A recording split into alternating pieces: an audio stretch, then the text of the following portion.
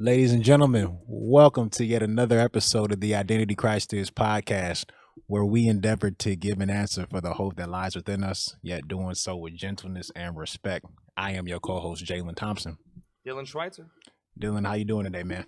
I'm doing pretty good, man. How are you? I'm good, man. I feel a little rusty. We haven't recorded for like a couple of weeks, So I feel like a little rusty, but I feel like we'll get the jitters out as we continue going on. Good. Here. We had 3 pushbacks. So. Yeah, because scheduling, and it was us and tech guy, and then it was us again, and it was the tech guy again, and it was just too much. It was too much, but we were able to figure it out. I'm glad we were able to record, especially on today with it being Good Friday. Right. So this was a unique day for us to be able to get together and record, given the topic that we're going to record today. Yeah, we have a very befitting topic for Good Friday. Yeah. Which is the problem of evil. Yes, sir. So there's an obvious problem out there. Uh-huh. There seems these dumb Christians keep claiming there's a God, but there's plenty of evil out there. So clearly there's no God. What gives, Jalen? That's a really good point, because you'd be crazy to watch the news. And that is crazy. Why would I watch the news? Well, you got a point.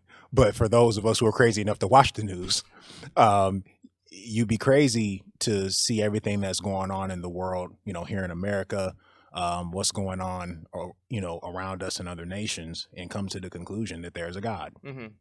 You'd be crazy. Right. A bombing here, a killing here, a murder here, with all the division and the greed and all of these different things that are going on around us, all these different travesties and evils going on around us. It'd be very hard to come to the conclusion that there must be a God who loves us and cares about us and wants the best for us. It'd be kind of hard to do that when you observe the world around you and kind of watch the behavior of those around you. It's kind of hard to reconcile it on the surface. Exactly. However, just because it's difficult to reconcile doesn't mean it is impossible to reconcile. Exactly. And evil is a problem, and we're going to try to give a response to that problem today. So let's roll up our sleeves. I don't have sleeves. Already ahead of you. So I got some, but I don't need to roll them up. Fair enough. Let's get to it. So I think just a kind of caveat before we get started with everything, though, our goal is to not answer every single individual act of evil. Right. That is impossible. Good point. I want to give reasonable considerations why there is evil in the world and why that doesn't disprove logically that a God exists, specifically the Christian God. We also, if someone is experiencing something traumatic right now, or in their past or in general, nothing we say in this episode is going to prevent the tears. When bad things happen, it still sucks. Yes. Let's make that very clear. Absolutely. But we want to explain and give some things to consider on why these things still happen and why God is who he says he is. Good point. And, this subject matter always helps me to remember with apologetics that as apologists, as those who are into apologetics, those who are studying it and like to engage in it, the problem of evil, whenever the subject comes up, it always reminds me that you are not simply answering a question. Yeah, you're answering a person who asked a question. Right. And it's important to remember that especially when you're addressing this particular subject matter, because this one pulls on the heartstrings. The conversation can easily be hijacked, and it can go in a variety of different ways, particularly when you're talking to somebody who perhaps has experienced evil in their own life and had things happen to them as a result of the problem of evil in some way, shape, or form. And so this question always helps me to remember that, and it'd be good for, obviously you guys listening to us to remember as well, that you are answering a person who has a question, not just answering a question. Absolutely. There are 2 sections to the answer. Okay. And I would divide them up into one being the logical side and the other being the emotive side. Mm-hmm. And I think that it would behoove us to answer both of those. Yeah. And to answer them in those sections as opposed to just addressing one side of it but not the other side of it. I think to give a sufficient answer, it needs to be a two-parter. Yeah, try to step out of the pain for a moment. Yeah, and then we could step back into it and try to look at it from the outside in. Exactly, and I think that can kind of help us to change our perspective of when we're inside of it. Yeah, by stepping outside of it for a second. So with that, let's address the logical section first, right? Mm-hmm. So to open up with the logical section, the problem of evil is kind of encapsulated into a worldview, right? And I want to make it clear here that everyone has a worldview, right? And a worldview can be defined simply as a particular philosophy of life or conception of the world. Okay. And a worldview is primarily made up of 4 categories.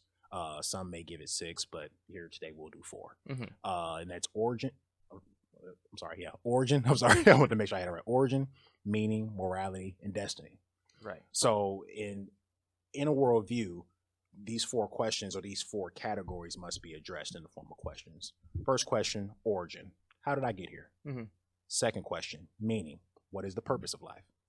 Third question, morality. How should I behave while I'm here? That's where the problem of evil is. And then the fourth question, destiny. What happens to me once I die? So obviously today in this episode, we're going to focus on that third question because that's where the problem of evil lies. And honestly, this is where humanity has spent a lot of time being plagued by evil and wickedness and things like that. And so let's dig into it. Yeah, so I think jumping into the worldview aspect of it, I don't think the problem of evil is limited to Christianity. Yep. At the end of the day, every worldview has to answer it to some capacity. Yes. So like from a Buddhist perspective, for example, the problem of evil is the problem of identifying the self. So the problem is desire. The problem is identifying with yourself and everything like that. So the problem of evil is solved by disintegrating the self. Sure. You know, I hate to say atheism is a worldview because it's more of a factor within a worldview, because atheism just is the lack of belief in God or the positive belief that there is no God. Sure. You could have several other sub-beliefs that go into that, but definitely the fact that there is no God would play some sort of factor in the way that you view the world, whether that's an extremely naturalistic sort of perspective, or you kind of adhere to a certain philosophy like nihilism or absurdism or some other existentialism. All of those, to some degree, are going to give you some sort of framework in the way that you look at the problem of evil. Sure. But at the end of the day, everyone needs to give some answer to it. Absolutely. And I think one thing to consider is, what is the Christian answer, and which worldview gives a sufficient and fulfilling answer at the end of the day. Right. So I think it'd be good for us to first kind of lay a foundation for properly understanding the problem of evil and defining evil and understanding what it is, right? So I would define evil as behavior or conduct that is absent from goodness. Contrary to popular belief, actually, evil doesn't exist as an independent concept. I know we kind of talk about good and evil, but I think evil is more so of a lack in a good thing than it is independent from goodness. Does that make sense? Yeah. Could you give an example? Sure, yeah. So actually, I give an example of what I do for a living. I work in HVAC for a living, heating, ventilation, air conditioning. And the relationship between good and evil, in my mind, is the relationship between hot air and cold air. Cold air is air absent of heat. Cold air actually does not exist in of itself. Take that, scientists. Yeah, cold air. Cold air is what you get when you remove heat from it. So an example of this would be, it's April, so summertime's right around the corner. You're gonna go and turn on your air conditioning in your house, right? Right. You'll put your hand up to your one of your vents in your house, and you'll feel cold air coming out of it. However, if you go outside and go over to your condensing unit in your backyard or whatever it is, and you put your hand over the condenser fan, you're going to feel warm air or hot air coming out of the condenser fan. Okay. Well, what's happened on the inside of the unit, you can't see this, but the heat has been removed from the air. And so in your house, you feel cold air on your vents, But if you go outside, you will feel the heat that was removed from the air blowing out of your house. Interesting. Over your condensing unit. Sure. And so that I would say that's the relationship between good and evil. Okay. Evil is what you get when you remove goodness, heat, from the air, right, or from the agent, sure, if you will, because in good and evil we're talking about personal agents, right? So evil is what I get when I remove goodness from the personal agent. Okay. And they behave in their behavior and their conduct. Yeah. If we take rust in the car, we could look at the car as the good thing, after all, and then the rust would be the negative thing. Sure. So if I take all of the rust out of a car, it is perfectly good. If I take all of the car out of the rust, it doesn't really make any sense. There's not really anything there anymore, because what we're doing is we're depriving something from the car. So it's like evil would be the absence of goodness, after all. And so when I think about this concept that evil doesn't necessarily exist as a individual entity, it implies that there has to be something to be met in order for something to not be evil or for something to be good. And this implies some sort of standard beyond us. Sure. And so I always find it interesting. Sometimes I'll be talking with someone about the problem of evil, but they also hold to a subjective morality, that morality is completely subjective. And I always find that kind of contradictory, because if morality is completely subjective, it's up to all to our interpretation at the end of the day, there's not really a great way to say whether or not something's wrong or right, whether something's good or evil. Right. Because what I might think is evil, you might think is good, and vice versa. Right. And so I think people recognizing that there is evil in the world and that it is a problem is a correct interpretation of reality. Right. And I think that there is a level of goodness in any matter, whether it's with human relations, with nature, and all of the sorts, that there is a certain standard that is supposed to be met, and when that isn't met and that's deprived, that there is something wrong. And I think that is a correct assumption and intuition when we recognize that. Yeah, and I mean, and even those who claim to be more relativists, they don't do a very good job of living it out. Because all of us become indignant at the abuse of a child. Right. Right. When a woman is taken advantage of and sexually assaulted or something like that, all of us become indignant at that. Right. All of us become indignant at the elderly being abused or something like that. Right. Well, the problem is, for the more relativists, is you really don't have grounds to stand on when it comes to how I ought to behave and how I ought not to behave. Yeah, so like a really comedic example, let's pretend Jalen is the moral relativist in this example. Sure. Is stealing wrong? Yes. It is? Yes. Only up to you, though? Or is it just always wrong? It's always wrong. I thought you were the moral relativist. Well, point proven. Okay, never mind. Because anyways, the joke I was going to make is sometimes we'll say morality is relative to someone. And like, yeah, I agree. And I would take their phone. And like, hey, that's my phone. That's just your truth, man. Right. Well, no, I was actually kind of living out what I was just talking about with how more relativists, they may say one thing intellectually, but once you become indignant about something, and once your standard has been violated, you treat it as though it is objective, and you don't treat it like, oh, this is all a matter of personal preference. So, assuming that there is an objective standard of goodness, that implies that there is some sort of moral law, some sort of moral code, if you will, which we can define as we defined it here as an absolute principle defining the criteria of right action, which can be conceived of as a divine ordinance or a truth of reason. Assuming that this moral law exists by which we judge goodness, and with goodness being the standard and anything that falls beneath that standard being evil, well, then that begs the question of, where does this sense of objective morality, objective goodness come from, and what is it what is it rooted in? Where do we get this from? Does this come as a byproduct of evolutionary processes? Does this come from Platonism? Does it come from perhaps a transcendent creator? Where do we get this objective morality from that we clearly use when we observe evil going on in the world? Right. Yeah.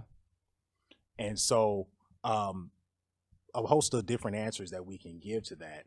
But the most plausible answer to me appears to be theism. Okay.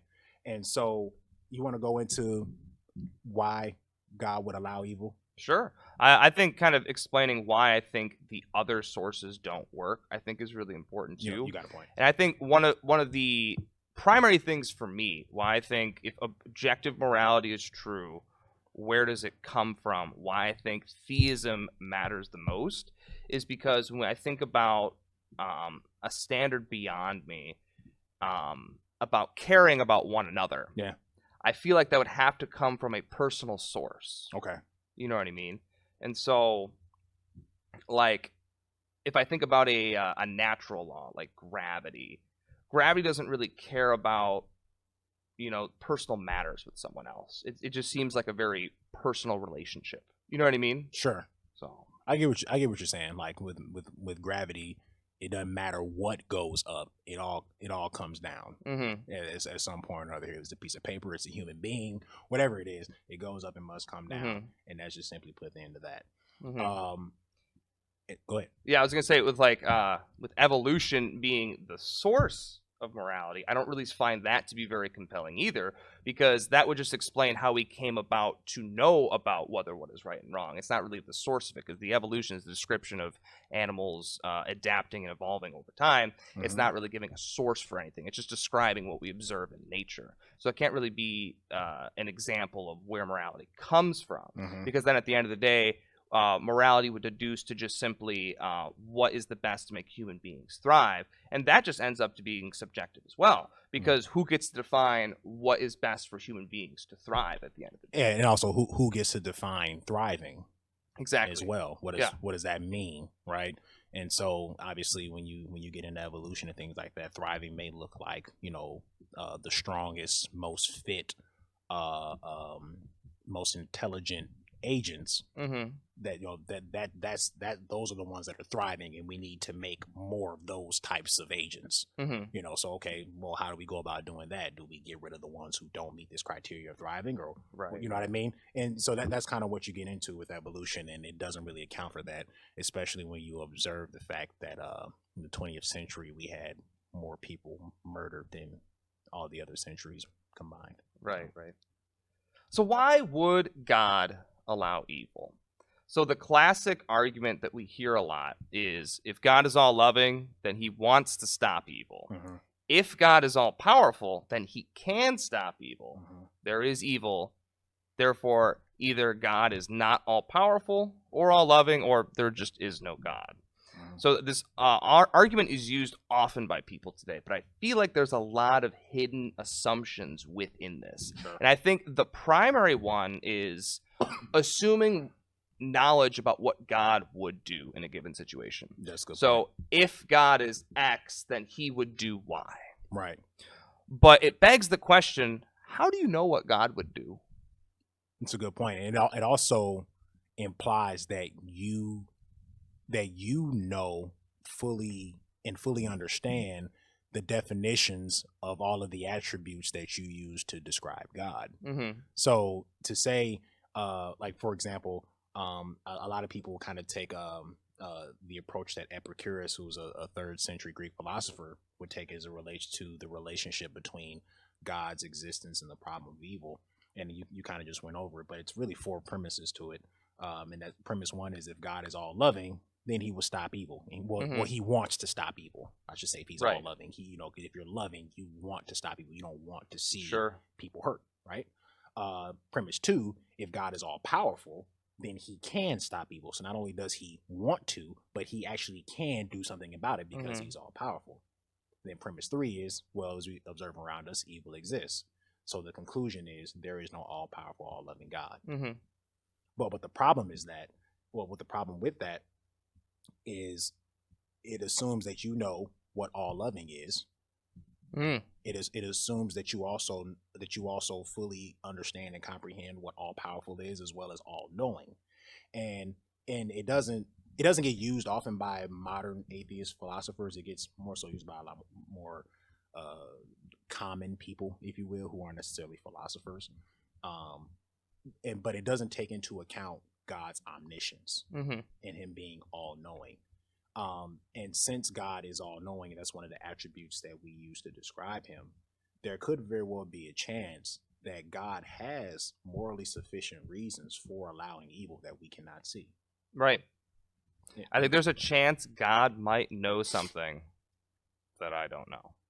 If he's omniscient. Shocking. Very much so. You know, like, it's interesting. We could ask someone like, "Hey, here's a circle. Draw the percentage of all of the possible knowledge that you have obtained in your life so far." And hopefully, if the person is rational, they'd put a small sliver, let's say 2 to 5% of all possible knowledge you could have. And it's like, okay, do you think 2 to 5% is generous? But go ahead. It is pretty generous still. And it begs the question: you don't think a sufficient reason could be outside in that 93 to 97% somewhere? Mm-hmm. And I think that's something we really have to take into account. Is there's so many angles to look at a given situation, and especially from my limited temporal subjective perspective, it is very hard to look at things with that lens and with my limited knowledge. Mm-hmm. And so, again, kind of bouncing back to what I was kind of saying, it assumes that I would know what God would want and what would be the best thing to do. And unfortunately, that puts me in the place of God. You know, if I was God, what I would do is what a lot of times the argument kind of chops off to. Is if I was God, this is how I would run the universe. Well, and this is where things get rather dangerous. Right. But it's interesting that you bring that up, because the very ability that we have to even fathom such a thought process comes from the fact that God created us as free creatures. And in creating us as free creatures, he gave us this thing called free will. Hey. Okay. And so how would you define free will, Dylan? If you had to define it, someone asked you what is free will? Oh, that's interesting. I mean, I guess simply just being able to freely make choices using my rationality. Okay. I like that definition. Let's go with that. Okay. So God created mankind with the freedom to make choices based on the rationality that he gave them, right? Mm-hmm. And in doing that, he created mankind to be able to freely make the choice to be in a relationship with him, as well as be in a relationship with others, right? Because we understand, as it relates to relationship, especially in particular with relationship, love must be free in order for it to be real. If I'm holding a gun to my wife's head and asking her, does she love me? What is she going to say? I love you. Yeah, exactly. She's going to tell me she loves me, but her sincerity is probably going to be at a 0%. Mm-hmm. The reality is she's telling me that she loves me because she doesn't want me to shoot. Right. Right. However, God didn't create a people group and then create a world that way. He created a world where he wanted mankind to be in a relationship with him as well as in relationship with each other freely, so that love can flourish. Mm-hmm. So love is not possible without free will. Right. We need free will in order to be able to love, in order to be able to experience joy, in order to be able to experience happiness and all of these different things, right? Mm-hmm. However, free will also implies that I can choose love, but I also can choose evil. Yeah. Right? And evil is an unfortunate byproduct of the free will. Mm-hmm. Okay, I can take these hands and I can use them to help an old lady across the street. Mm-hmm. I can take these same hands and steer the car that runs her over. Yeah, and the problem is any true expression of love is not possible without free choice and without free will. I think that's the big thing. So, because we could all just be automatons pre-programmed to do exactly what we're supposed to do, and always programmed to do the right thing, whatever that might be. Sure. But the problem is when my fiance, soon-to-be wife, tells me that she loves me, it doesn't really mean anything. It just means she was pre-programmed, predetermined to say something that would help elevate her species, to help propitiate the genome at the end of the day. Yeah, that's really all it's doing. And ultimately, it's not really her choice.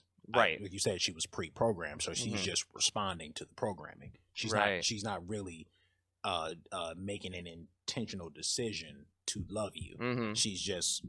I'm just reacting to the program, and I was already programmed to say this. So I love you. Right. Or if I I don't told, know why. I don't know. right. I just love you. Right. Or if I told our sound guy back there, like, hey man, you're the best friend I've ever had.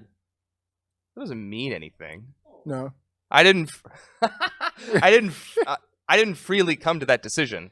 I was pre-programmed to say that for various reasons. It doesn't mean anything. There's not really any love there on a metaphysical level by any means. So yeah.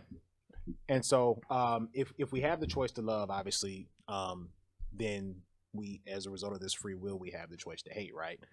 Got the choice to do wonderful, great things to help mankind, and we also have the ability to do terrible things to each other. Right. We also have the ability to choose God or not. Yes. I can choose to place my faith in God and follow him. Right? I can also choose to take more of a Stalin approach and dedicate my life in rebellion against him, shaking my fist at him one last time at my deathbed. You know, and so if we look at God as the ultimate source of goodness and perfection and love as it's defined in scripture, then I can choose to live my life in accordance with the greatest truth, beauty, and love in the world, and in devotion to that, spreading that out into humanity. Or I could go in the exact opposite of it, or I could be like a cultural Christian who goes to church services twice a year, claim the name of Christ, and really do nothing different with my life and kind of live in meandering. There's many ways, there's like a whole spectrum of ways we could live that out. But if we were to have ultimate free will at the end of the day, we could choose to live in accordance with the ultimate good or in a privation of that as well. Yeah. And that appears to be the choice that we've made, right?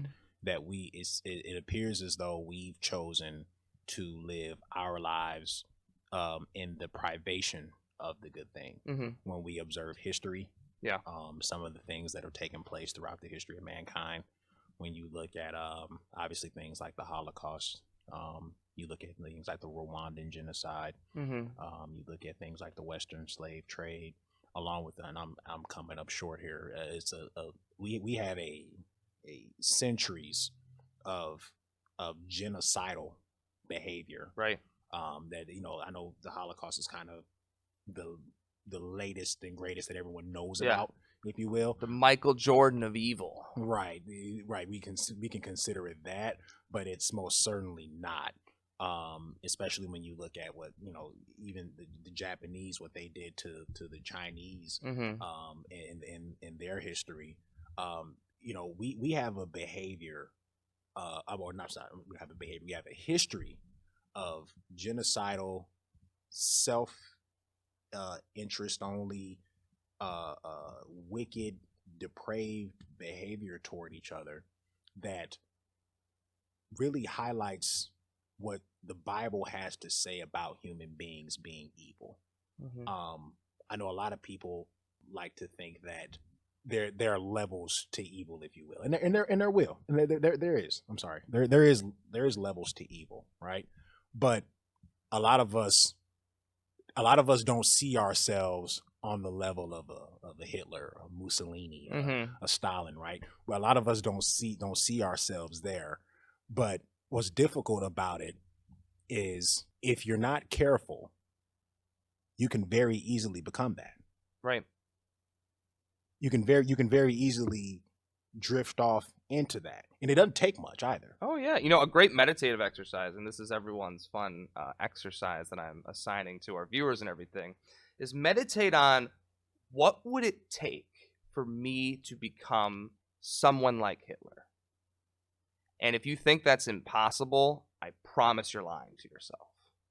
What would it take to get to the ends of human aggression? You might think, okay, well, Hitler is like a 1 in a million extreme outlier. But here's the problem. With the Nazi regime, the scary thing was not a 5'2" man with a dorky looking mustache. The scary thing was the thousands and thousands and thousands of people who committed to a totalitarian state, willing to lie about literally everything all the time, and the subjugation of anyone not in Hitler's school of thought. And that's the terrifying thing. What would it take for me to partake in something like that? What would it take for me to live a life like that? And I think that'd be a great meditative exercise. And whether it could be things that happen to you in your life, the way you look at life, and all of these sort of things. Yeah, and that's a good point. But I also want to highlight something too, and I want to highlight about mankind in general is that we have this duality to us, where we are all mixed bags. We're all we all have this Dr. Jekyll, Mr. Hyde complex to us as it relates to good and evil. I heard a guy talk about one time. He's a pastor and an apologist. He talked about his father having met Adolf Hitler as a little boy. Whoa. He was a Boy Scout in Germany, I believe, and his father met Hitler as a little boy. And so the little boy's obviously like, well, what was he like? And his father said, he was nice to me. A real swell guy. Yeah, he was nice to me. He didn't do anything to me. He was kind. He came and hung out with us and spent time with us. And when you think about that, that's good. It's good to spend time with Boy Scouts, right? And give back to the community. The issue is this same guy who will go and spend time with the Boy Scouts can also devise a plan that legally slaughters millions of people. Right. And we all have that in us. Mm-hmm. This duality to us. It's the craziest thing in the world that I could do something as kind as be supportive of the local Boy Scouts in my community. Yeah. And I could also put babies in gas chambers. Right. And if you want to, let's get off Hitler for a second. Let's go to the Bible for a second. Mm-hmm. King David can write Psalms 23. Lord is my shepherd, I shall not want, making me lie down in green pastures. Sing it, David. Beautiful. Mm-hmm. Beautiful, right? Right.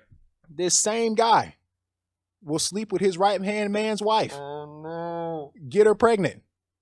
And then cover it up by having him killed. Mixed bags, man. Mm-hmm. Solomon, his son, yeah, right after him. Wisest king in all the land. Always makes me giggle. Proverbs, I mean, dude is off the chain in Proverbs, isn't he? Right. Brilliant guy. Couldn't keep his pants up for nothing. Quadruple digit ladies. Yes. And so we all have this mixed just duality to us. We're just and it really shows the depravity of mankind and how far that pendulum can swing for us, right? So let's talk about this limited knowledge versus omnipotence. Okay. Let's talk about that. Yeah. So we already pretty much touched base on that a little bit with the concept of my limited perspective and being the issue of assuming I would know what God would know. Mm-hmm. I would know what he would do. I would know the correct way to do things. But the problem was with my extreme limited knowledge. It is rather doubtful to assume that I could come to grips with every conceivable possible good thing that could come out of any event. And honestly, a lot of it comes to being uncreative. And so I actually was talking to someone recently. I gave someone a challenge, and I just gave an example. Could you name 5 good things that could come out of this apparent tragedy? And he said there's nothing that could possibly be good that could come out of that. And I think that's just like baffling, because I think it just shows that part of the problem is lack of creativity as well, because we don't know what's going to happen from any given event 5, 10, 15 years, decades, And so it kind of reminds me of like those cheesy time traveler movies where like you touch a butterfly and all of a sudden the reality in the future is like drastically different, right? Or like Back to the Future and things like that, where like his parents didn't meet, so all of the city is totally different. It's hard to know unless we have a time machine to be able to know what individual actions, whether they're good or bad, can lead to down the road. Right. You know what I mean?